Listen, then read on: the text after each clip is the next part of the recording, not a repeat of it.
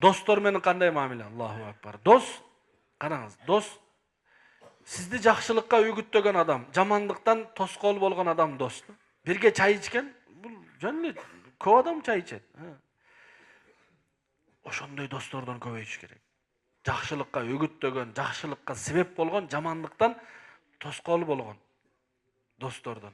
Анан бирөө менен достоштуңузбу? Акысын бериңиз. Тарынбаңыз, капа болбоңуз. Досуңуз, дос мен сен айтканда аяган эмес эле, мен мага эле келгенде сен аяп калдыңбы? Доско антип айтпайт эч качан. Ал сөздү балаңызга да айтпаңыз. Караңыз, бул дүйнөдө бизге эч ким эч нерсе карыз эмес, туугандар. Биздин атабыз да карыз эмес, балабыз да карыз эмес, аялыбыз да карыз эмес, байкебиз да карыз эмес. Биз ушундай жашайбыз, как будто бизге баары карыз да. Жок. Эч кимден эчтеке күтпөңүз. Бирөөдөн машинесин сурадыңыз, акча сурадыңыз, бергенге милдеттүү эмес, бербесе да разы болуңуз. Бизди бербесе Аллах сактасын. 10 жолу берип, 11-чи жолу бербей койсун машинесин. Өзүндө болгондо сурабайт элем, сенин машинең бар экен, макул эми. Бизде да болуп калар бир күн. Бул не деген тарыныч бул? Сен башка жаныбарларды карасаңыз, мышыкты, койду, макул атты да, итти да кээде жылмаят, кээде күлбөйт, бирок жылмайып, ыраазычылыгын билдирет. Иттер куйругун шыйпалаңдатып, мышыктар бирок эшек өмүрү ушундай да. Шоколад берсеңиз да ушундай. Көргөнсүзбү күлүп жаткан эшекти?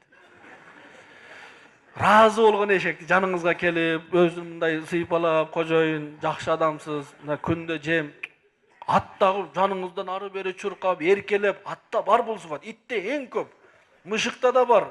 Эл көрсүн үчүн болсо да мышыкта дагы бар, койдо дагы бар. Бирок үйрөтүп алган, артынан ээрчип жүргөн бир кодик барбы? Жок эч кимде андай. Ошого биз тарынбайлы туугандар. Эмнеге тарынабыз? Тарыныч менен бүгүн бирөө досунан тарынган, бирөө аялынан тарынган, бирөө байкесинен, бирөө тайкесинен, бирөө атасынан, бирөө апасынан өзүбүзгө тарыналы. Ааламга тарынбайлы туугандар. Жашоо керемет, кенен, асман бийик, жер машалла. Эмне тарынасыз?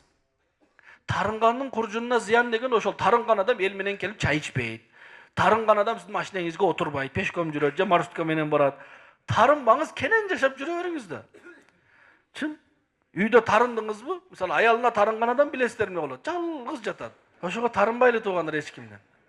Эч кимден тарынбайлы. Досуңуздан да тарынбаңыз.